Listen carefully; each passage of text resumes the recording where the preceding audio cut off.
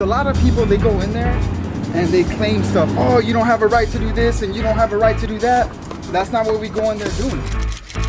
People like, look, this isn't just like some random, oh, this is funny what happened in court. It's, hey, check this out. Look at how corrupt these judges are. They took this guy to court. This is like the 10th time that they're trying to arraign him. Prosecutor can't state a case. It's a Jedi mind trick. To clarify that, hey, this is what you guys say the rules are and what our rights are. I'm just coming here to confirm that that's what it is. Why are you getting upset that I'm asking you when this is something that supposedly we have a right to know about?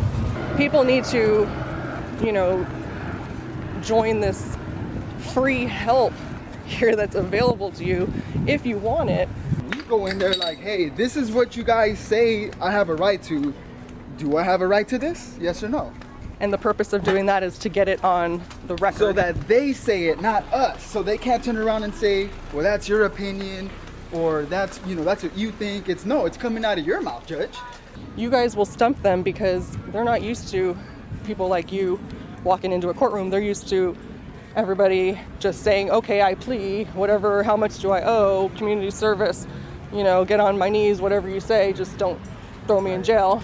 It's similar to police when they see cop watchers too, because not a lot of people do it, more and more now, but it was, you know, that's why they would get all defensive, and that's why, you know, judges get defensive too, and they get, you're in contempt because they're just frustrated because they don't know what to do with you because they're not used to that. So it kind of checks their ass.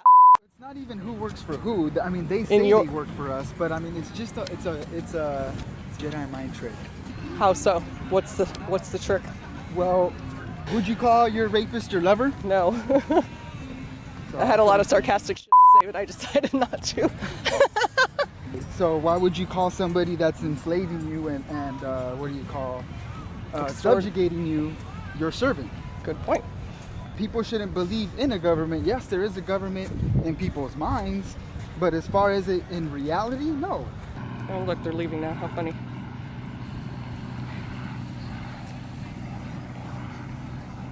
That kills a shot.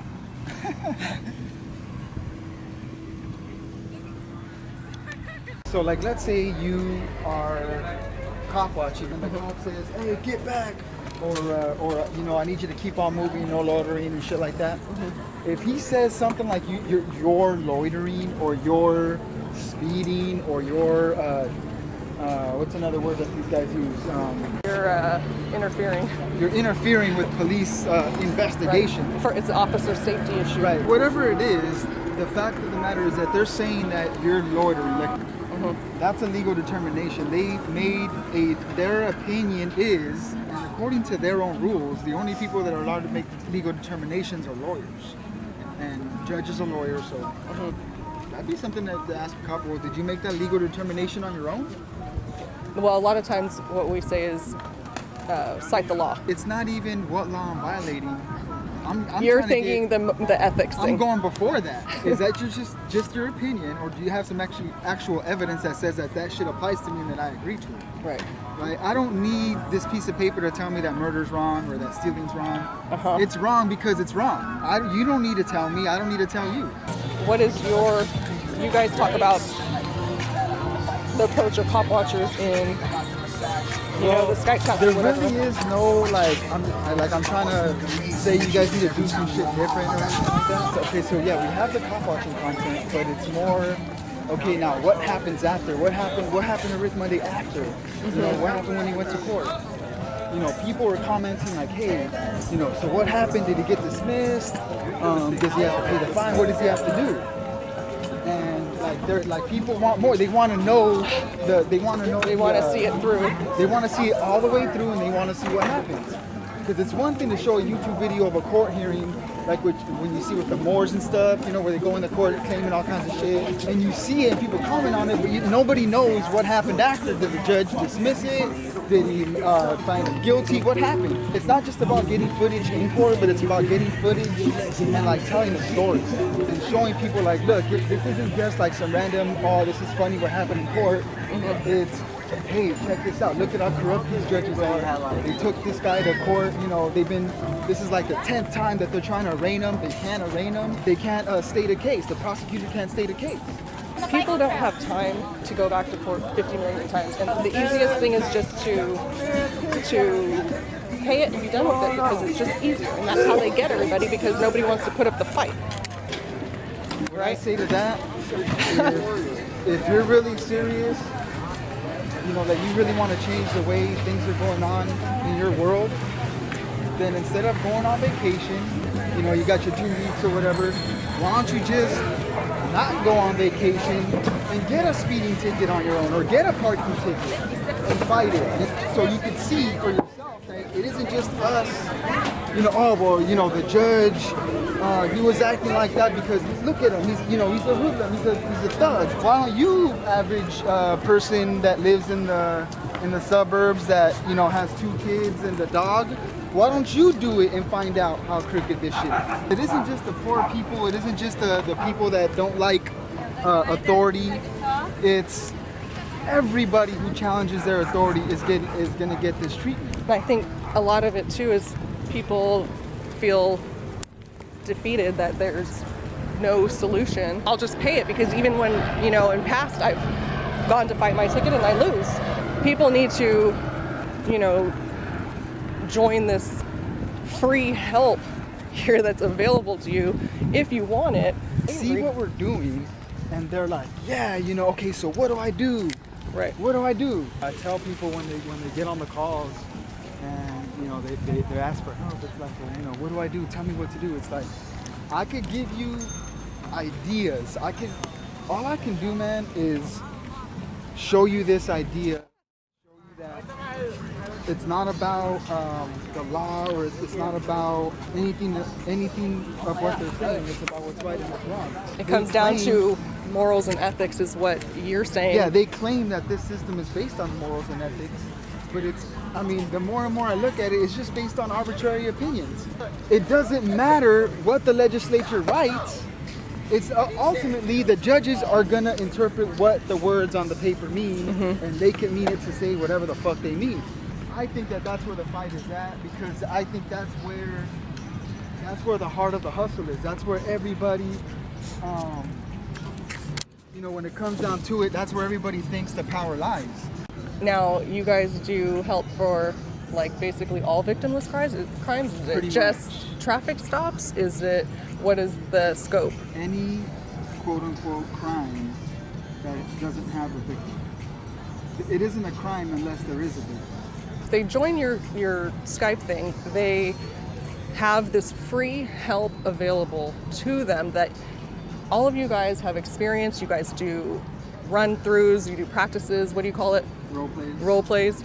And, you know, that way you can practice and get better, so that way when it's your turn in front of the judge, you're prepared and you know the little curveballs that are going to be thrown. You're just challenging all their assertions.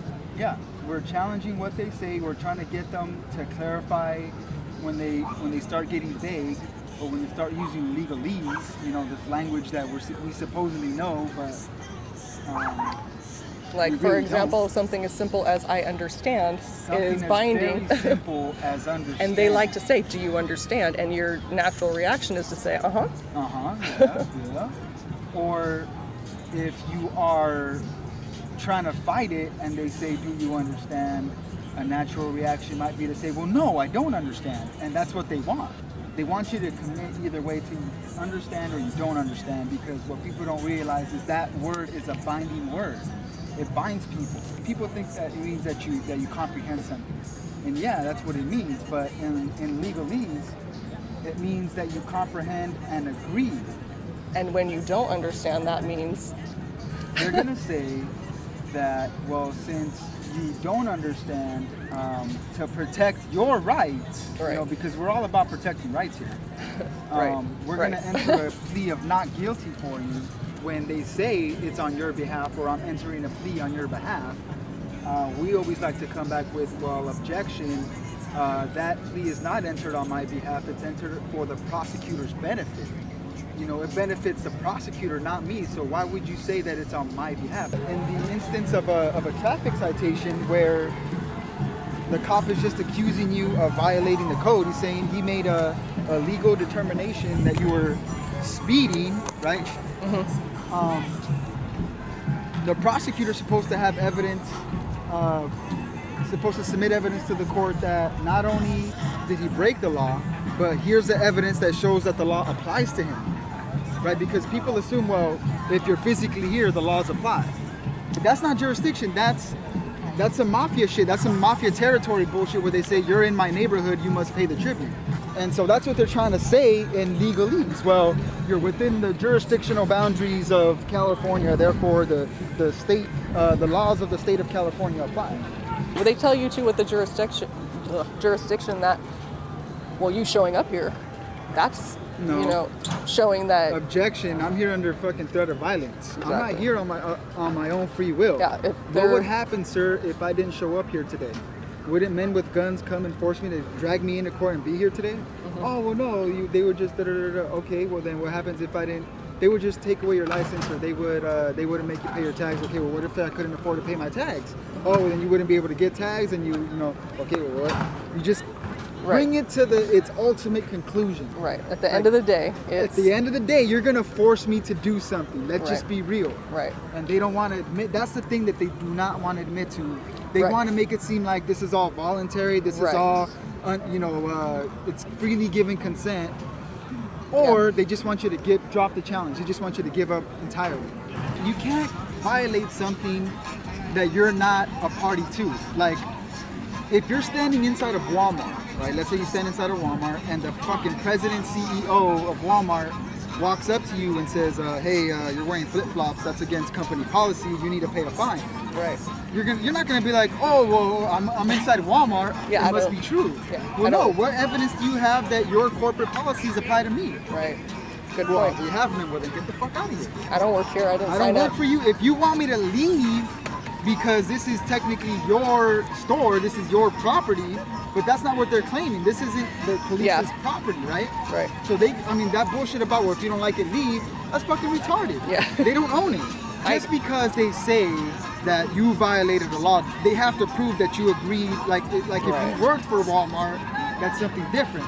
Let's bring that to the Constitution. But the Constitution, it's very simple. The Constitution was written, 240 years ago, something like that? Whoever signed it, the men that did sign it, if you actually look at the document, there is, all the signatures are on there, and they signed it as witnesses. Who signed it as a signatory? The person that's going to make themselves responsible to it. Nobody. All those dudes that signed it, as soon as those dudes died, that agreement went away. It doesn't exist anymore. Even if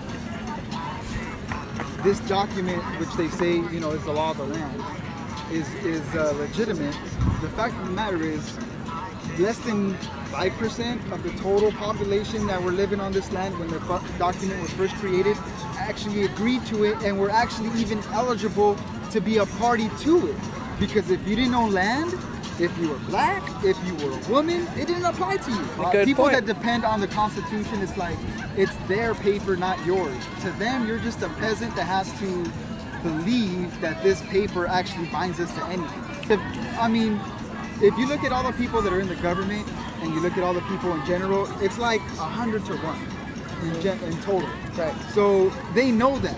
They know that's the only way that they can keep us in control is by tricking. Right. They can't do it by force, strictly by force anymore. That's done and over with.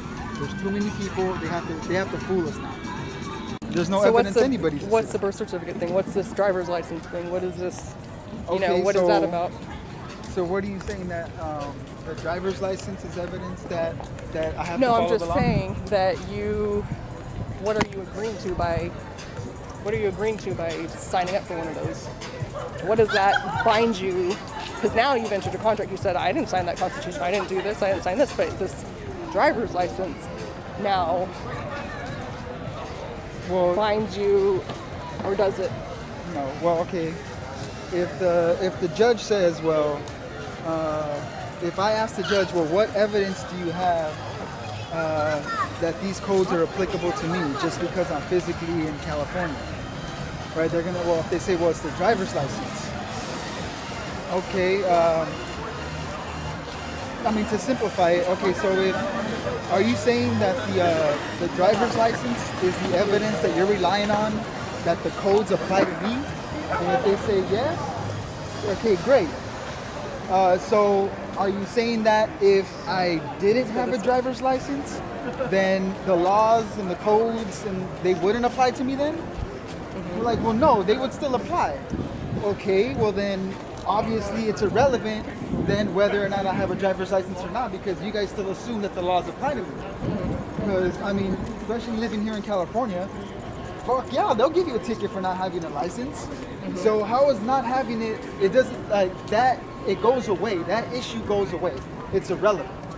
They have to come at something else, or they have to bring something else to say, yeah, this is what makes it apply. And it ain't the driver's license. It ain't the birth certificate. It ain't. It's the fact that they believe that because you're physically here, they believe that you're physically standing here in LA, that these fucking codes that the LA, whatever, they apply to you. Okay, so, but back to the legal determination thing. Okay, so the cop is making a legal determination that you're loitering. Okay, let's just say you're loitering. So when he testifies in court that, yeah, you know, I observed them and they were loitering, and when you try to object to the cop saying all these legal, because like I said, the only people that can make legal determinations are lawyers and judges. So why is the prosecutor allowed to ask these cops these questions knowing he's unqualified to make these determinations? You object, the judge overrules your objection, right? Getting all this shit into the record. But when you go to cross-examine him and ask him the exact same questions, all of a sudden they're not qualified. All of a sudden, when you ask for the cop, well, did you make this legal determination on your own? The prosecutor's gonna jump up, objection, that calls for a legal conclusion. Okay, so it's like, oh, okay, all of a sudden it's good, when it's good for you, you allow them to make these determinations, but all of a sudden when I'm trying to get to the truth of it, all of a sudden you don't want him to say shit. Right. Let's talk about when they try to assign you lawyers. Can I hire counsel that isn't paid by my adversary? Right, because all the lawyers that they're going to give you or that they're offering you are all paid by this, or they're all licensed by the state bar. Right, so if they're all licensed by the same place, they all get their bread buttered from the same place, from you guys, the guys that are attacking me. How is that fair? How is that a fair trial? How am I? I'll play along. I might even play along if you guys let me bring somebody into court that's going to help me, that isn't licensed by you, that doesn't have permission from you, that doesn't need permission from you. Right. It's a conflict of interest. It's a conflict of interest. Everybody says, oh, I need help with counsel or whatever. When I get to court, we're not even there yet. I need to know the cause and nature of the charges and proceedings, so that I know whether or not I even need to get a lawyer. Because you guys might inform me of the cause and nature and proceedings, and I might just say, you know what, fuck it, I just want to pay it, fuck it, I don't even want a lawyer.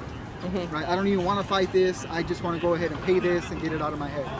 Right. Or, you know what, I want to fight this, I've been informed of the nature and cause, I'm going to fight it, I'm going to plead not guilty and fight it. But I can't make that decision until I've been informed. And see, that's where the whole fight is because they don't want to inform you. Right. They say that you have a right to be informed, but then when you actually start to try to get to be informed, that's where they wanna push back. We've already explained that to you, and a lot of times all these questions are yes/no questions, but they tend to give you paragraphs when it's like, that's not even what I asked you. I just wanted yes or no. And then they tell you you're wasting the court's time, and it's like, I just wanted a yes or no, you just rambled on. I have about 5 clarifications. They're simple yes or no. I can get out of here in less than 5 minutes.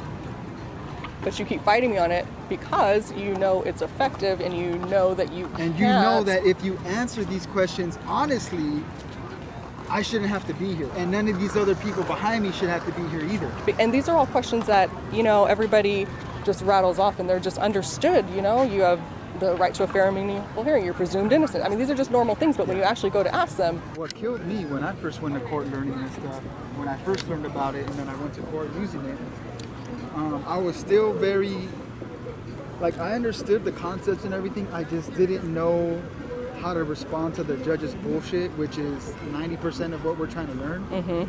So he came at me with, I asked him if I was presumed innocent of the charges here today. And he said, well, you're presumed not guilty. And that just threw me for a loop. It's like, wow. Yeah. I was expecting you to say yes. I mean, you're right. The question never goes away. They're always going to give you this long answer to try and throw you off and keep you off course of what you're actually trying to get at. Or they'll answer a question that they wish you had asked. Yes. They wish you had asked if I'm presumed not guilty. Oh yeah, you're presumed not guilty, of course. So yeah, I mean, the fight is in calling out the judge's bullshit, because as soon as you start asking these questions, they know that they're very direct questions. How they manage to skirt them is quite an art. Yeah, they know how to talk around stuff. They know how try to make it stuff sound up. like they're answering your question, and then they'll tell like you that. when you keep asking the same thing, they're like, I already answered that 12 times for you. And I don't recommend, oh, you should do this or you should do that, because I don't know, because every judge is different. I don't know the circumstance. Is the judge mad right now? Is he still cool? Yeah. Does he want to throw you in jail? Does he just want you? I don't know. Yeah, where are we at in the process? Yeah. But for right now, I just need to know this right here. I'm not asking about this other stuff. Right. And see, that's the judge is trying to twist you around. He's trying to put you in circles. He kept on trying to talk about something else, and I'm like, nope. As soon as I addressed it, and then I brought it right back to where I was at. Nope, this is what I asked. Yeah.